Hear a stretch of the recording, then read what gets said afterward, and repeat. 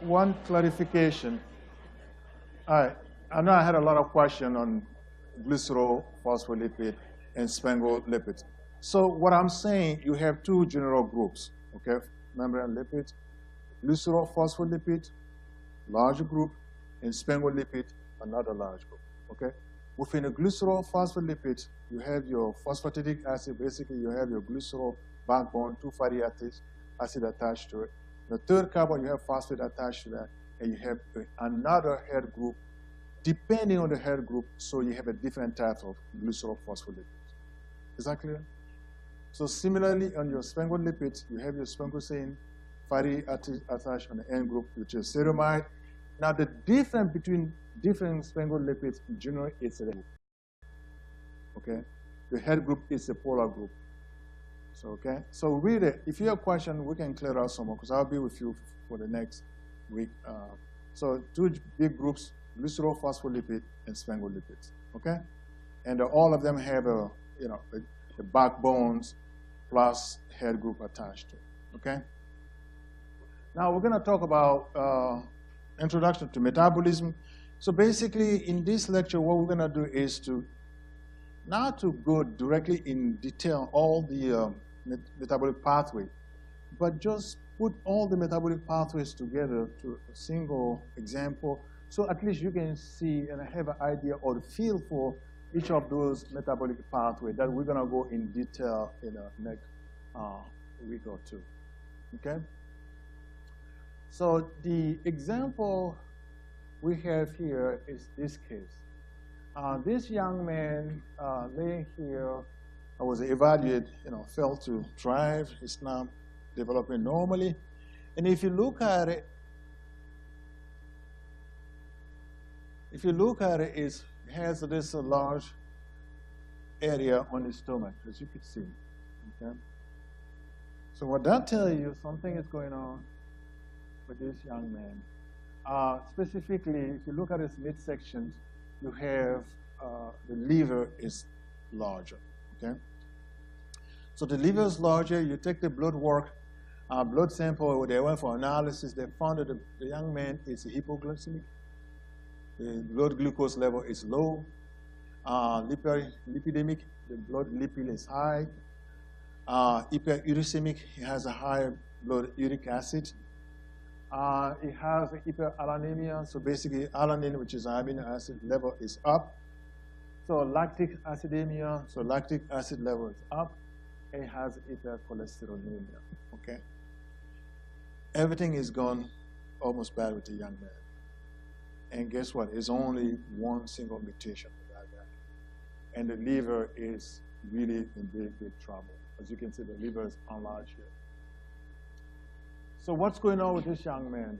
Okay, after a biopsy of his liver, it turns out it was a lot of glycogen accumulated on his liver, but also he had a lot of fat in his liver, okay? So the diagnosis was made. It turns out he has a glycogen storage disease, type A, called the Bungargi disease, glucogen storage disease 1A, Bungargi, aka Bungargi disease. So it is a common glycogen storage disease. It affects 1 in 100,000 people. So this is the guy who really initially described the disease of Bungargi. Okay? So it turns out what was really going on with this young man, there is a deficiency of this enzyme. Can you imagine? All these things, went bad in his blood just due to a deficiency of a single enzyme called the glucose 6-phosphatase. If you recall, I mentioned glucose 6-phosphate when you have a glucose molecule to which you attach phosphate on the 6th position, right? This enzyme, only thing it does is remove phosphate from that 6th position. Okay?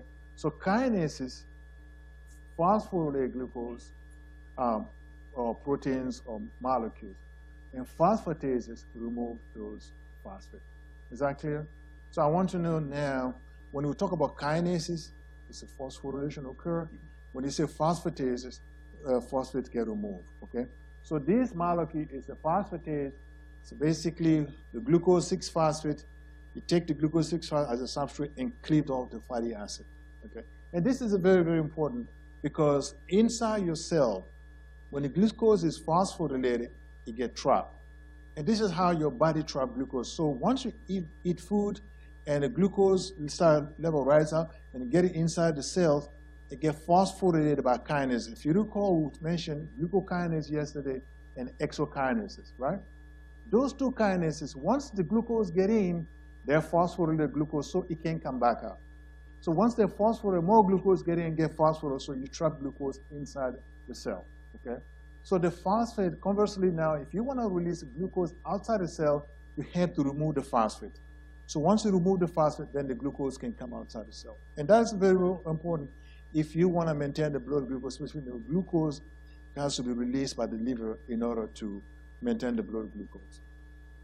So this enzyme is very, very important, okay? So what it does, basically, as I mentioned, it removes glucose from the phosphate from the sugar. So basically, releasing the free glucose. And it's expressed in the liver and kidneys, and this is a gene location, chromosome 17, okay? So now, the glycogen metabolism. So let's talk about glycogen a little bit. So glycogen, as I said earlier, glycogen is storage form of glucose, right?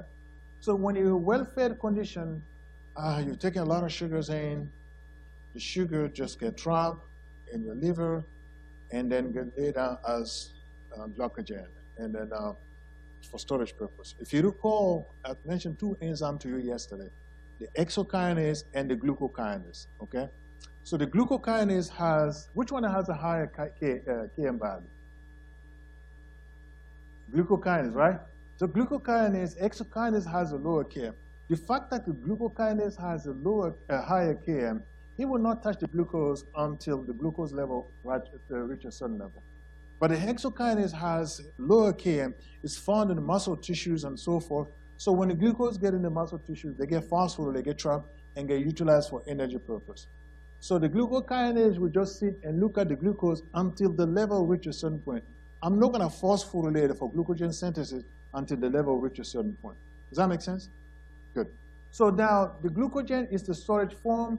Now, when in the welfare conditions, so the glucose gets trapped in your liver, phosphorylated by glucokinase, and now the glucokinase, once that occurs, the glucose then gets laid down as forms of glucogen.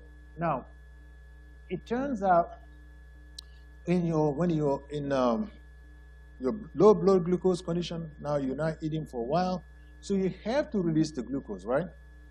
So you have to release the glucose in order to maintain your blood glucose. So how can you release it? So once the glucogen gets degraded, you have to cut off the phosphate group for the glucose to come out of the liver cell to be released in the blood so the blood glucose can rise up. Does that make sense? So that is the mechanism how your blood glucose can be maintained, because your liver has to store it when you have excess, and it release it to the blood when you have low, when you're not eating. Okay. So it is an energy storage in your body. So glucose degradation occurs in two steps. So basically, you have a glucose 1-phosphate, and later on, the glucose 1-phosphate can mutate to glucose 6-phosphate, and the glucose 6-phosphate. You see the phosphatase here? The phosphatase has to remove the phosphate for the glucose to be free, and now can exit the liver cell to maintain the blood glucose. Okay. So it turns out in these people with the von Willebrand disease, the fact that the phosphatase is not present, can they release the glucose? They cannot, right? Because they cannot clean out the phosphate off for the glucose to be free to come out. So they cannot maintain their blood glucose. Okay? So how bad is it? It's real bad, okay? If you cannot maintain your blood glucose, so you do not want to be on the starvation condition, right? So you have to be eating constantly. So these folks have to be eating constantly, because if their blood glucose drop, they cannot maintain it, okay? So if you are normal fat condition, okay, you're eating a lot of sugars, you're eating a lot of proteins, fats, and everything, what happens in your gut the glucose goes straight up to different tissues, carried by different transporters, GLUT1 or GLUT4 and so forth. Now, once they get in, you see the glucose get phosphorylated. This is the well-fed condition. And one thing you can keep in mind in metabolism, you have to put yourself in specific condition. Either you're in a well-fed condition or you're in a starvation condition. That way, because it's one way or the other. The both doesn't go together. You put yourself always in a specific condition in order to understand it. So in this condition here, you went to McDonald's, you had a nice double cheeseburger with a nice soda. All those degraded to fat get degraded, protein get degraded, and amino sugars get degraded in your gut, and they get transferred in your blood all the way to your liver. But look at what happened to glucose. It gets phosphorylated. Now it has two ways to go. Now if you have excess, they can go in storage, okay? I'm not going to talk about the others for now. We're going to just talk about the glucose, okay? So if you have excess, they get phosphorylated and they get stored as a glucogen. Now, when the glucogen storage is full, what happened now? Because glucogen, you only have a certain space in your liver for sugar storage. So when that gets full, because you're eating all the time, now where does your excess glucose go? So it turns out the glucose, once the glucose 6-phosphate form, it gets storage full. The glucose 6-phosphate now take another path, okay? So now it's converted to basically you have a glucose converted to glycolysis all the way to pyruvate. From pyruvate, you have acetyl-CoA. Acetyl-CoA get out of the mitochondria, and acetyl-CoA is the building block of fatty acid. So fatty acid gets synthesized in your liver, and now fatty acid now are transported, basically attached to a glycerol backbone to 4-triacylglycerol. So that is the fat that you have synthesized in your liver. And that fat now gets transported by a mechanism called VLDL to your adipose tissue. And this is what happened when I said in the summertime, when you're home, having a nice meal, now exercising, now working.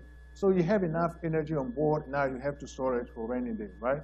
So this is how you store it for rainy days. So your VLDL carry all the fat you have synthesized and take them to your adipose site and storage. And by the time at the end of the summertime, you gain a little bit of weight and you get a little chubby, okay? So you do get chubby in your sugar. I'm sure you know that already. If you're taking too much sugar, this is how you synthesize fat to storage, okay? So this guy is in a well-fed condition. And similarly, amino acid can also get degraded. They also can be utilized for energy purpose. They have to lose the amine group. And once they lose the amine group, they can feed it to the different biochemical pathways. And then they can also lead to fat synthesis, okay? And then the lipids and stuff also you can transfer. They can also lay it down. All right? So it just makes sense to you. All right. So carbohydrates has two ways to form. Either they get deposit as a glycogen or they get deposit as fat. Is that clear? Good. So that's the big picture. Again, as I said, don't worry about trying to understand the cascade for now. I want you to just open your mind and look at the big picture, okay? So what happened to this molecule once you eat? And this is the welfare condition. What happened to them? They all fit into a general metabolic pathway, and they all go in a nice, clean direction. So it's not like they go one way and go back in the same way. No, but now you have to be in a starvation condition in order to go in that particular direction. Okay. So the biosynthetic pathways, as I said, you synthesize fat. So if you look at everything I said, fat synthesis goes up. So now there are other cascades that are getting involved, in the welfare state. So if you look at the glucose phosphorylation, glycogen's phosphorylation goes up. There is a pathway called the exose monophosphate chunk or pentose phosphate chunk, also goes up, okay, in these conditions. Now glycolysis goes up. A glycolysis is here, it goes up, okay? And we're going to talk about all this cascade, okay? Now the gluconeogenesis goes down. The gluconeogenesis, it's a pathway that you will imprint if you low in blood glucose and you want to maintain your blood glucose. because your body can synthesize its own glucose, okay? And that process is called gluconeogenesis. Is that clear? So now, if you're in a well-fed situation, would you want to synthesize your own glucose? Exactly. That's why the gluconeogenesis go down. Now, at what point gluconeogenesis will go up?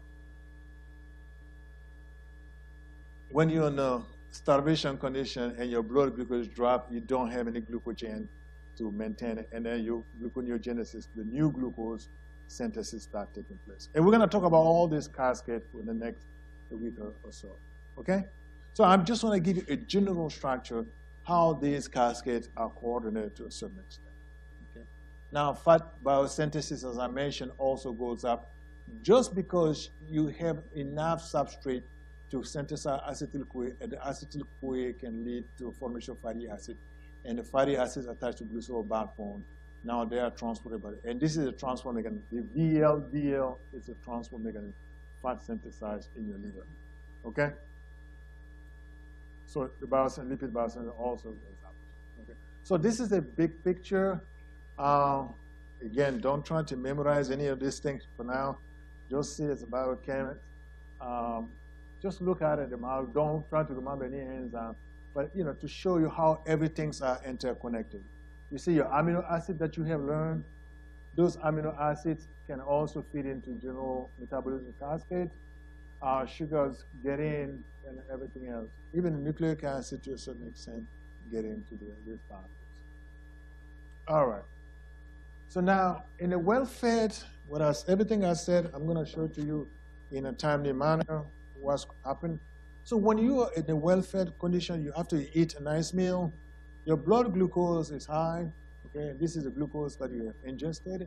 So very quickly, when you're not eating, so that ingested glucose drops very quickly when you're fasting, right? Now I'm sure if you notice, if you don't eat all day long, by the end of the day, you start feeling a little dizzy because your blood glucose starts dropping. Okay. So when the blood glucose starts dropping, the glucose that you have eaten start dropping. Now your glucogen levels start to maintain your blood glucose for you. As you see here, it's a limited amount, but quickly the glucogen levels start dropping very quick, okay, to maintain your blood glucose. But that, if you're not eating still, now the new glucose synthesis start taking place, okay? Now you start synthesizing glucose from gluconeogenic molecule. As I said, even proteins can contribute to gluconeogenesis, okay? I'm not going to get to those details now, but we will see those later. So now you synthesize your new glucose to maintain your blood glucose.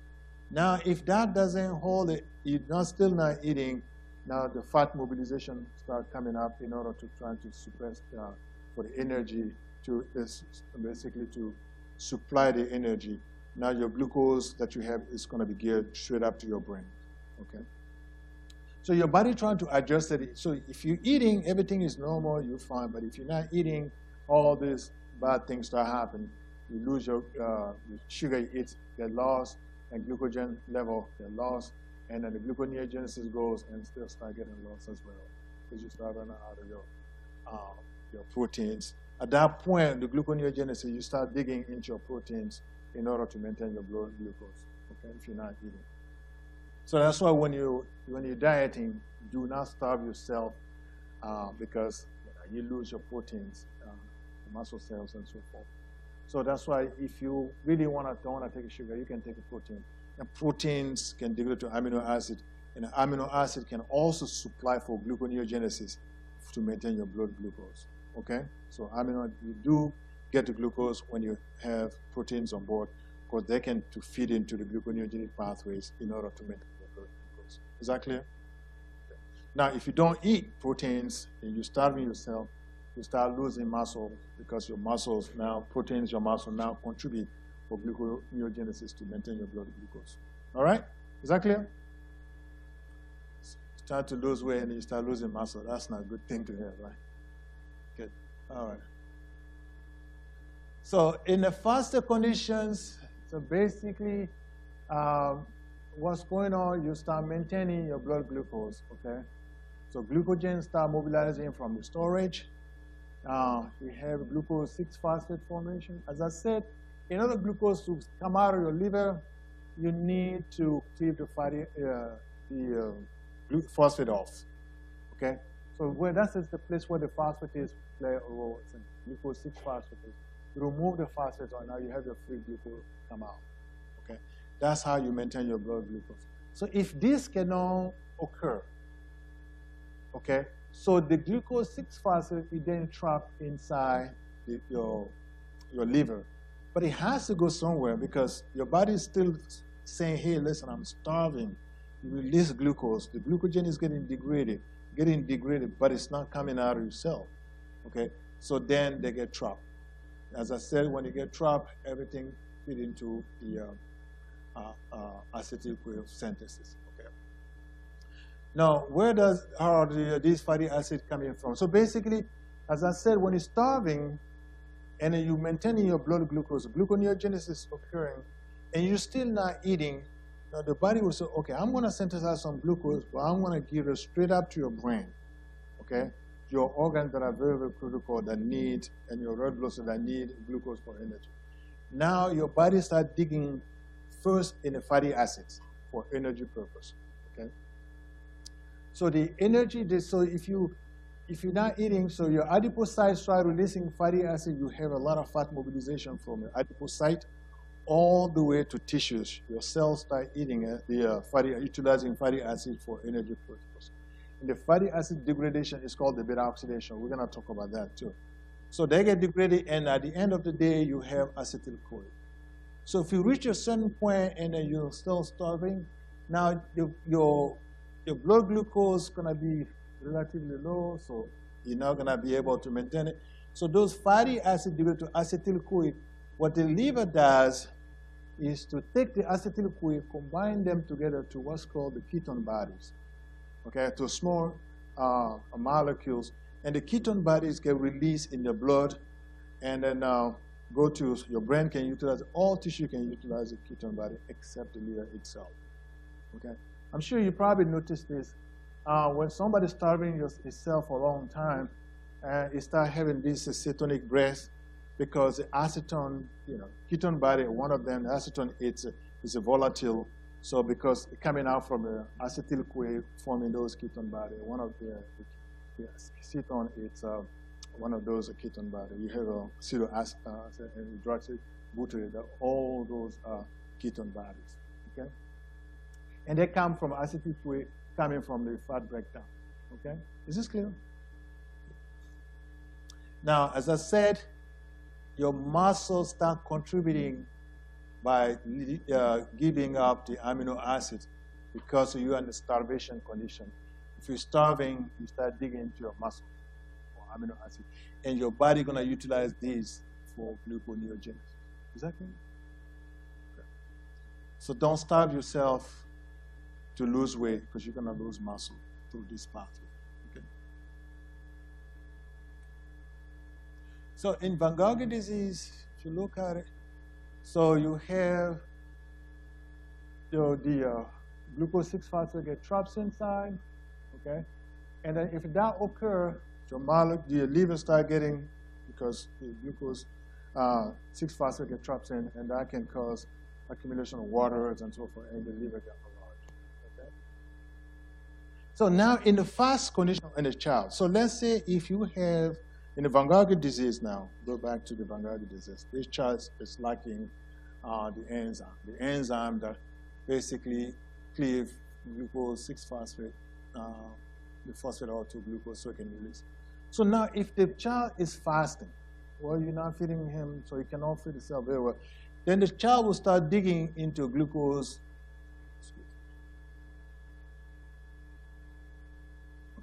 The child starts digging into the glucogen storage so he can maintain the blood glucose because it's not eating, so blood glucose is low. As you see, the blood glucose will start dropping quickly, and the glucogen then start taking off, and then the glucogen start releasing the glucose 1-phosphate and glucose 6-phosphate. Now, the glucose 6-phosphate cannot be released because the enzyme stay, okay? So the glucose 6-phosphate has to go somewhere, okay? Is everybody following this?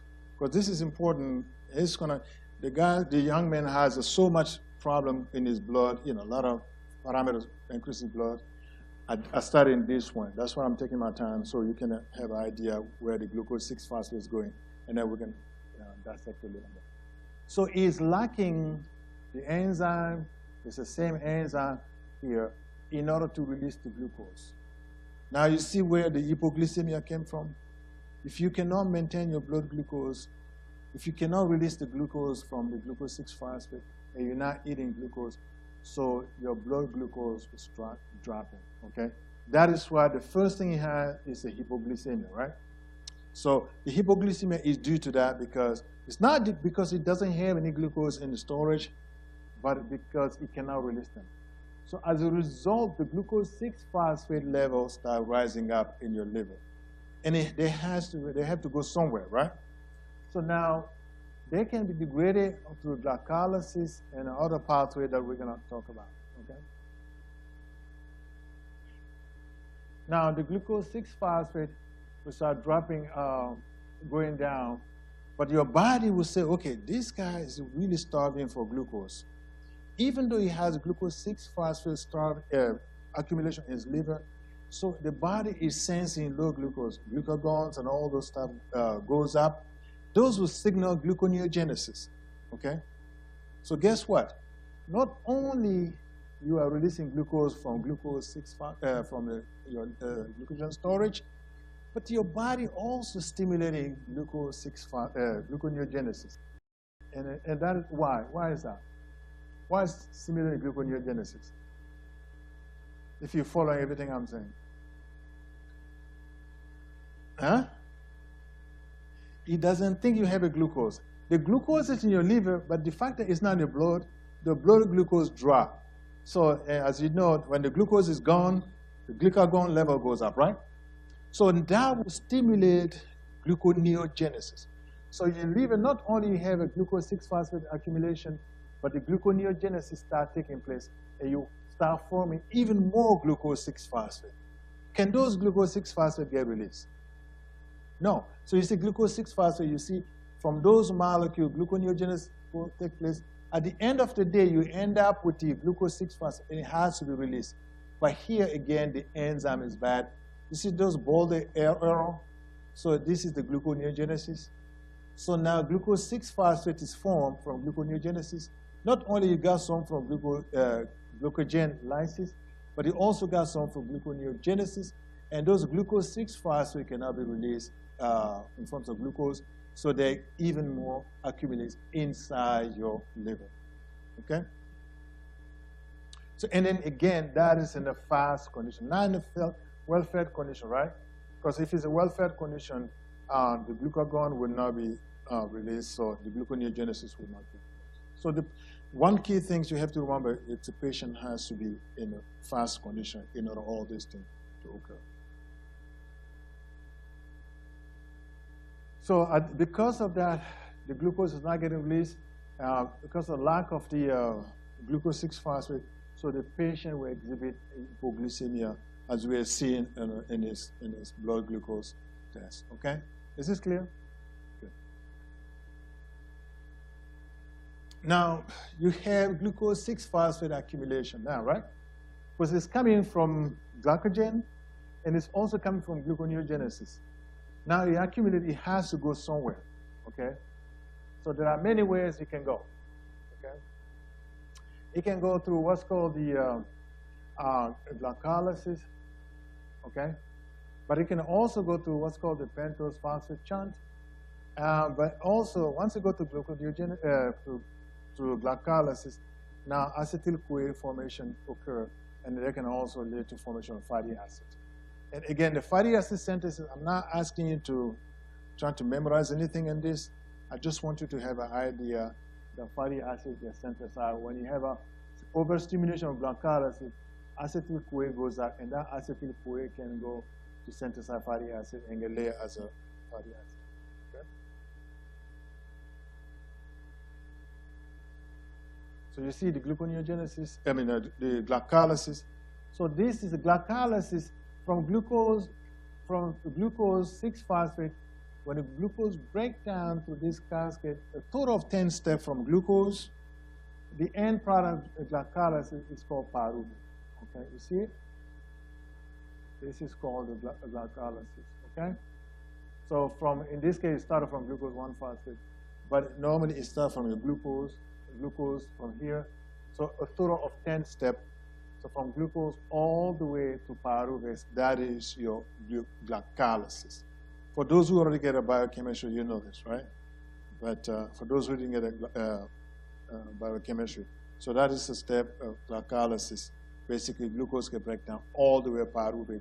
So that is the last step of the glycolysis. Now, pyruvate can get to the mitochondria and get through what's called converted to acetyl-CoA by losing carboxyl group. And then acetyl-CoA can go to what's called the Krebs cycle, okay, for energy purpose. But in this case, the fact that you have a lot of glycolysis going, so energy will be getting, but also the fact that you have a lot of acetyl-CoA formation, and acetyl-CoA can then come out of mitochondria and utilize to synthesize malonyl-CoA. Malonyl-CoA is the building block for the fatty acid, and it is generated from acetyl-CoA. And the difference between malonyl-CoA and acetyl-CoA is just one carboxyl group. Okay. So now you'll have your fatty acid that is synthesized, and that fatty acid can incorporate the glycerol backbone, and you have a triacetyl glycerol. You remember the triacetyl glycerol, the storage forms of fat? Okay. So in these children, this baby, because you have a high level of glycolysis, so you have increased fat synthesis. That's why you have a increased fat synthesis and so forth in this child. Now, the lactic acid level goes up. Basically, what happens when you have a lot of pyruvate, okay, because glycolysis is going, and at the end of the day, you know, you have a lot of pyruvate. So when a pyruvate occurs, there is a molecule NADH that is generated, and NADH has to be oxidized in order for glycolysis to keep going. So that NADH, in order to regenerate NADH, again, I'm saying a lot of stuff here, okay? You don't need to know all that at this point. I'm just giving you that. So pyruvate can then be converted to lactic acid, okay? So so when it's reduced to lactic acid, so lactic acid level goes up because it has to be taken out of the cell, and then it goes in the blood, and then you have lactic acidemia. Is that clear? So that is why you see lactic acidemia in this child, because glycolysis was highly stimulated, and pyruvate generated pyruvate. In order for glycolysis to go, so pyruvate NADH has to be oxidized for the NAD plus to stimulate glycolysis. So that the regeneration of NAD plus occur here, and which lead to the formation of lactic acid. Okay? So that's why the child has the lactic acid. Okay, here's the reaction that I was just describing. So basically, in your body, you need to regenerate the NAD plus for glycolysis to move on. Okay, so this NAD plus is very, very important for glycolysis to keep going because it accepts electrons there. So if you low in NAD plus, so the glycolysis will now go. So your body will try to regenerate glycolysis by forming lactic acid. So basically, it is a side cascade in order to regenerate NAD plus. Is that clear? Okay. So now,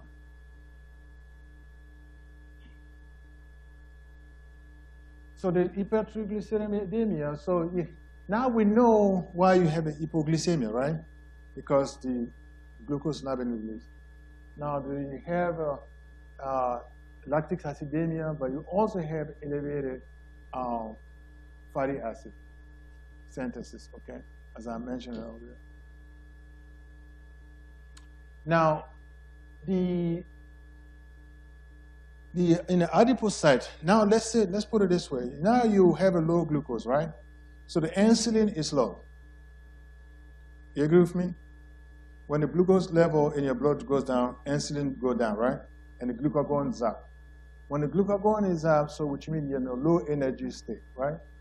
So low energy state, so that will stimulate the fatty acid release also from the adipocyte, okay? So the fat get released. So your body is saying, okay, I'm hungry because I don't have a glucose. So your organism try to supply some forms of energy. if glucose is not there, so I'm going to release fat for fat to be utilized for energy purpose, right? So you have a lot of mobilization of fatty acid from your adipocyte, okay? Now, again, you have excess of glucose 6-phosphate. The glucose 6-phosphate has to go somewhere else also because you have a lot of them. So not only go to glycolysis, but it also can take another side, basically another side road called the pentose phosphate chant. And this cascade is mostly utilized for the synthesis of the ribose, 5-phosphate, and NADPH. NADPH is a reducing factor in the biosynthetic processes, but ribose 5-phosphate, you know that molecule, right? It's utilized for what? Nucleotide synthesis. You remember? For nucleoside synthesis, that cascade is stimulated. But it turns out when the cascade is stimulated, you have a high level of glucose 6-phosphate, so it take off and go to the pentose phosphate, and you have a lot of ribose 5-phosphate synthesis. And then you have a lot of nucleotide synthesis. It turns out when those nucleotides get synthesized, they also get degraded because it goes up and you have an excess, so they have to degrade it. And that degradation that causes also a problem, which is here. So you have a lot of the, let me show the cascade. So you synthesize a lot of nucleotide AMP and GMP. They, because the level goes up, but they also has to be degraded, okay? So when they get degraded, the degradation product is a uric acid. We mentioned this cascade yesterday, right? The enzymes, xanthine oxidase, with the allopurinol, remember? So that enzyme play a role in these two steps here. But at the end of the fact that you synthesize a lot of AMP, because the pentose phosphate chant is hyperstimulated, but that can lead to uric acid because the nucleotides that degrade after they get synthesized. So now you have a lot of uric acid synthesis because of the degradation. So that's a degradation product. And you have what's called your uric acid synthesis. Now, you see this molecule, this gout stuff that you see here, specifically in older people. But this child specifically has a higher level of uric acid inside the blood. But I'm sure you're going to see gouts in some area where this uric acid accumulated forms of urate in those joints, creating, as you can see, crystal molecules inside those joints, and the person has a lot of pain associated with that. Is that clear? So if you have a lot of degradation of the nucleotides, so that can lead to uric acid formation. That's why in this child, the fact that the pentose phosphate chain is highly stimulated, so that can lead to not only to ribose, to nucleotide, and they get degraded, which lead to uric acid accumulation. That's why it has hyperuricemia. Okay? Now, hyperalaninemia, I think I asked you this question, right? Did you guys answer to it? Why alanine levels goes up? All right, here is the cascade. Everything I said is summarized here. This makes the problem even more simpler to you. So what is going on here is that the glucose 6-phosphatase is downregulated. So everything I said earlier, but again, let me put it this way. The child has to be in a starvation condition, right? So if in the starvation condition, so the glucagon level goes up. So everything else, so you see glucogen start getting hydrolyzed, and you have accumulation of glucose 6-phosphate, okay? Now the glucose 6-phosphate naturally has to be released in order to maintain the blood glucose, right? But it's not gonna be released because you're lacking the enzyme. So if you lack the enzyme, so the fact that you lack the enzyme, so glucose will not be liberated, so you have hypoglycemia, because you're not eating, right? In a starvation condition or fast condition, and you're not eating, your glucose is released, but it's not getting, glucose 6-phosphate form, but not getting released, so your blood glucose remains low. Is that clear? Okay. So now the glucose 6-phosphate level goes up, as I said. So it has many ways to go. You can go to glycolysis, but you can also go to the pentose phosphate chant. Now, when you go to pentose phosphate chant, now it can lead to the formation of IMP. So those are the nucleotides. And then the nucleotide get degraded, a uric acid formation occurs. This is a hyperuricemia. Now, does that make sense to you? Right.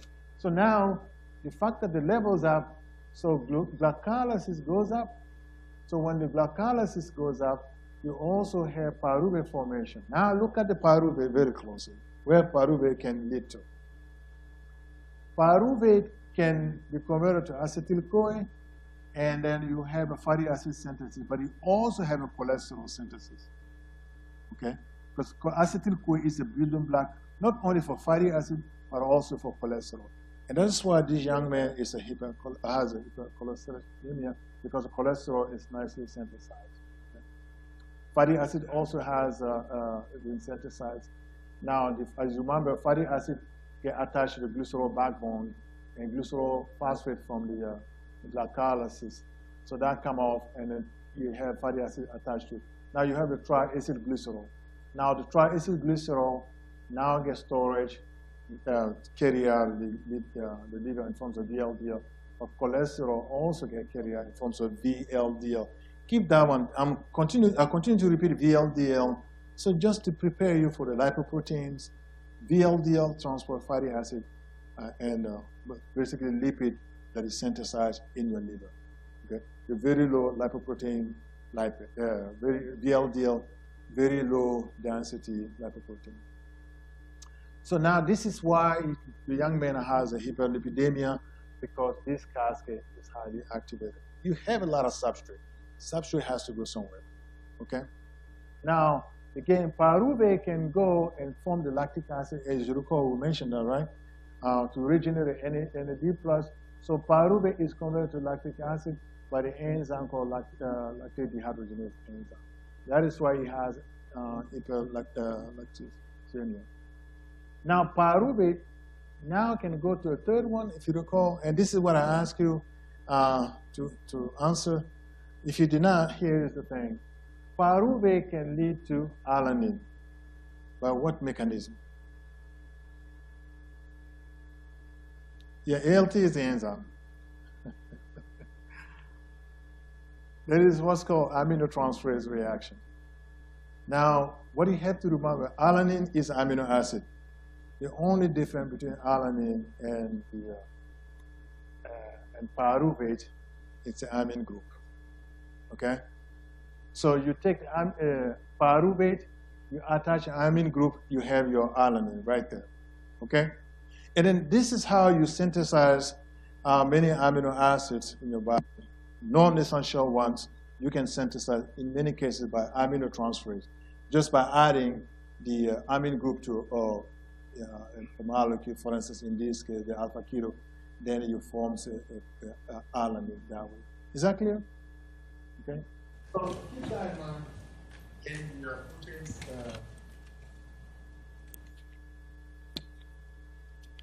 Can you hear me? Okay. So keep that in mind when you, sometimes in amino acid synthesis, you only take a transferase, pick up the amine group from one molecule and attach it to alpha keto group of the another molecule. Then you generate an amino acid. And that's what occurs here. So pyruvate, only thing occurs is aminotransferase. And the ALT is it's the aminotransferase that put amine group on the pyruvate, and alanine is formed. And that is why the young man has a hyperalaninemia, because the pyruvate has to go somewhere. Does that make sense? At the end of the day, the whole started with this guy, and because this guy is not functioning. One single enzyme that is deficient can lead to all this. Okay? Now, what would you do in order to prevent all this? What would you do with this young man? Huh? Say a little so everybody can hear. Feed him? Yeah, you make sure he doesn't get in the starvation condition. Because when he's in a starvation condition, that's what triggered the whole thing. The insulin levels go down, and then glucagon goes up. And one thing you have to remember about insulin.